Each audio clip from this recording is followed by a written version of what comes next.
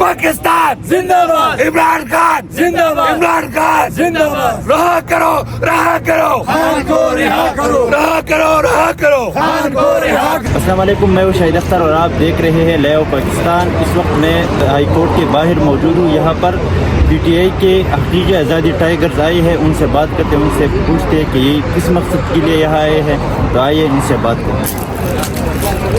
امریکہ سے اور ان ممالک سے جو پاکستان کو غلام بنانا چاہتے ہیں، وہ عمران خان نے آزادی کا نعرہ لگایا۔ آزادی کا مطلب یہ ہے کہ خوددار قوم اور جس میں عدل و انصاف ہو۔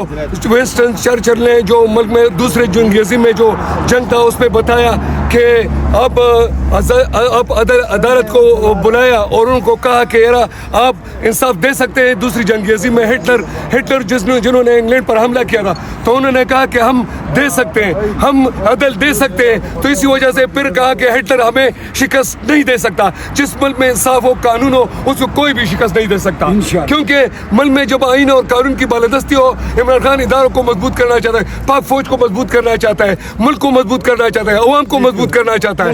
پاک فوج انہوں نے ایک اقبال کے ساتھ انٹرویو میں خان نے کہا تھا کہ میں تگڑا فوج رکھنا چاہتا ہوں، جو ہمارے پاس انڈیا ہے وہ ہمیں کہا جائے گا فوج کے بارے رہا کرو، خان کو رہا کرو، قوم سے وفا کرو، خان کو رہا کرو۔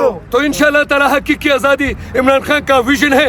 عمران خان جسمانی طور پر تو جیل میں ہے، لیکن ہر پاکستانی اب ہر گھر سے عمران خان نکل چکا ہے۔ حقیقی آزادی اور ملک میں عدل و انصاف کی بالادستی کے لیے ہم عدالت کے ساتھ کھڑے، ہم اداروں کے ساتھ کھڑے۔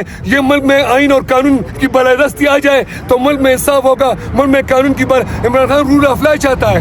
یہ اس وجہ سے کہ ملک میں جب رول آف لا آ جائے، ملک کو بلڈنگوں سے نہیں بنتے، سڑکوں سے نہیں بنتے، ملک قانون آئین سے بنتے۔ جس ملک میں آئین اور قانون ہو وہ غریب ہر ملک میں ہوتا ہے، لیکن جس ملک میں غریب کے ساتھ ظلم ہو، قانون اور انصاف میں بھی ان کو انصاف نہیں ملتا، تو وہ غریب پھر اور بھی پیچھے چلا جاتا ہے۔ تو انشاءاللہ تعالی یہ آزادی ملک میں یہ سیاسی لوگ جو بیٹھے ہوئے ان سے آزادی لینا چاہتے ہیں، ان دو خاندانوں سے آزادی لینا چاہتے ہیں۔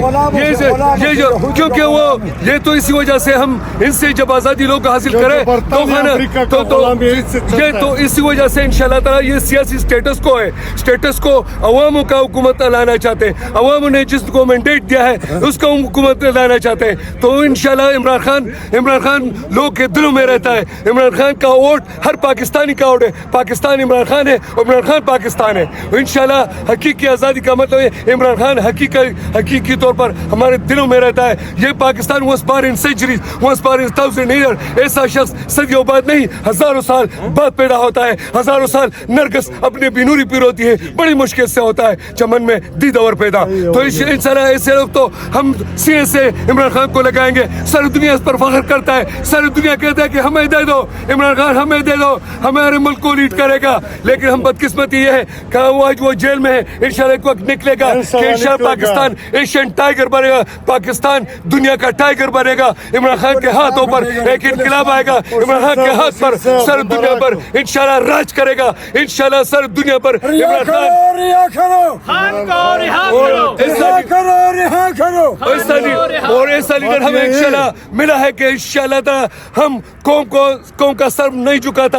اور ایاک نعبد و ایاک نستعین کا مطلب کیا ہے؟ اس کا مطلب یہ نہیں ہے کہ نماز صرف پڑھو، نماز ایاک نعبد و عبادت نہیں۔ عبادت کا مطلب کیا ہے؟ عبادت کا معنی ہے غلامی۔ ایاک نعبد کا ہم اللہ کی غلامی کریں گے اور اللہ کا حکم اللہ سے امداد مانگیں گے۔ تو حقیقی آزادی کا مطلب یہ ہے انشاءاللہ ایک نعرہ لگا لیجیے، نعرہ تکبیر، اللہ اکبر، پاکستان زندہ باد، عمران خان زندہ باد، عمران خان زندہ باد۔ رہا کرو رہا کرو، خان کو رہا کرو، رہا کرو رہا کرو، خان کو رہا کرو۔ تیرا یار میرا یار، تیرا یار میرا یار۔